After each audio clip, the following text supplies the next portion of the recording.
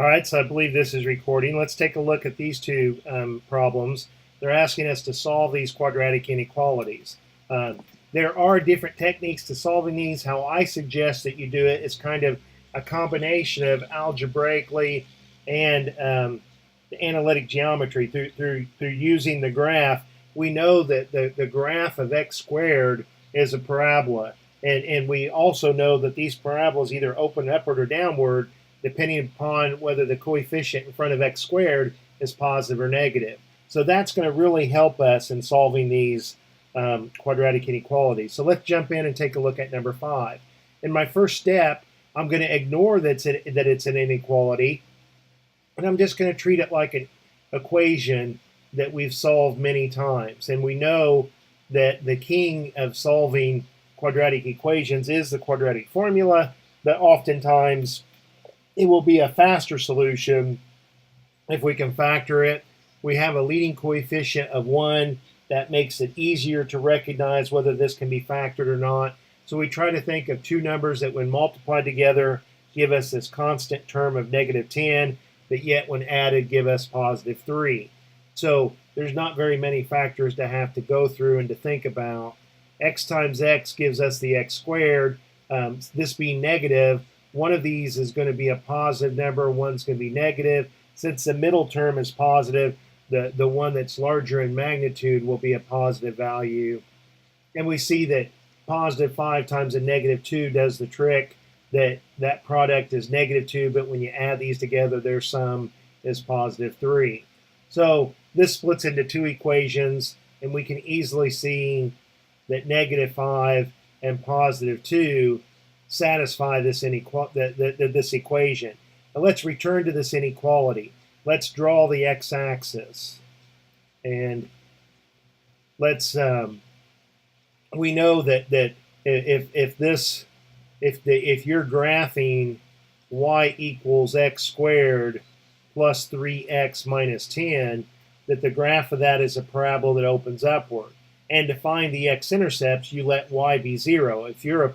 If there's a point on the x-axis, there's one thing that all of the points have in common that are on the x-axis. They all have a y-coordinate of 0. You haven't gone up or down.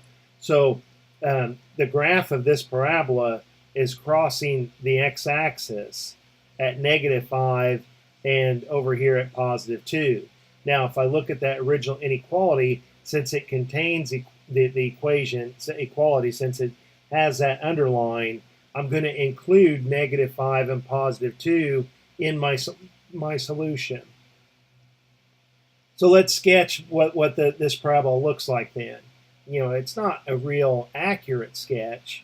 All I have is 2 points that I know to be on the parabola and the fact that it's opening upward. But that gives me enough information to solve this inequality. It wants us to pick values on this number line such that when you plug it in, the output, the y-coordinate here, is 0 or positive. So we've already taken care of when it's 0. If you plug in -5 into this inequality, you're going to get 0, and 0 is greater than or equal to 0. If you plug in +2, the same thing. You're going to get 0 greater than or equal to 0. Though these two numbers are in our solution. Now, numbers that we've seen in previous videos that they were wanting values less than 0. If I pick any values of x that are between here, I'm going to be below the x-axis. I don't want that. So I'm not going to pick these numbers that are between -5 and +2. I'm going to pick these numbers that are smaller than -5 or that are bigger than +2.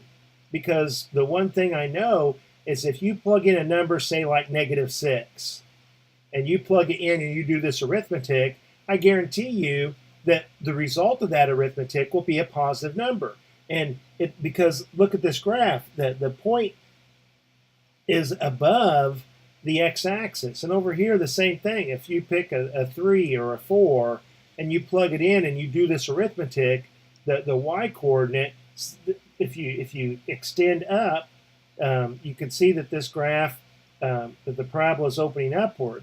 So we need to describe this solution set using interval notation. The left arrow is shaded. so I have a negative infinity. Here, -5 is an endpoint, and because of this underline, because we had equality, we're going to include that in our solution, so we need a bracket. Or we're over here at this end of the number line for values that are equal to 2 or bigger than 2. And whenever you have a gap like that and you're writing interval notation, we use the word or, and the symbol is the union. You pick an x in this interval, or you pick an x in this interval, and it's going to satisfy this original inequality. So I hope that helps. Let's move on to number 6 over here. And we're going to approach it in the same way. Now, with number 6, I have x squared minus 4x plus 0 is equal to 0. When I identify A, B, and C, my C is 0. But I'm not. It's easy to factor this because when I look here to what's common to both of these terms, I see that an x is common. So I can write this as x times the quantity x minus 4, and if that equals 0, this splits into two equations, whether x is 0 or 4 minus 4 also gives us a 0. So on my number line, I have 0 and 4. Now I need to determine whether I want 0 and 4 included or excluded in my solution set, whether I want those to be hollow dots or whether I have to shade them in and make them solid. I look to the original inequality and it says strictly greater than. So I'm going to leave these excluded. I leave these hollow. And now it wants values of x greater than 0. This is a parabola that opens upward. And if you pick values of x that are less than 0, numbers like -1 or -2, and you do this arithmetic, I guarantee you're going to get a positive output, a positive result, because look at the parabola. That's where you're above the x-axis. That's where the y-coordinates are positive, when you're above the y-axis. If you were below the x-axis, the y-coordinates would be negative.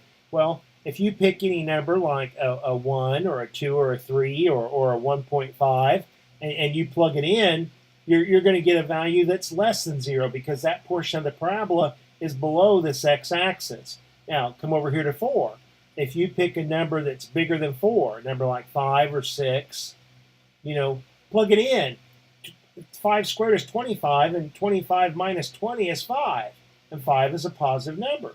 Plug in something like 1 that's not in the shaded region. 1 squared is 1, and 1 minus 4 is a -3. That's not bigger than 0.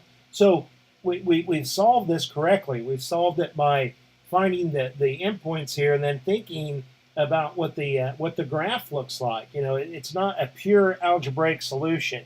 You can do it like that, but I think it involves more steps and it's probably going to be more difficult for you.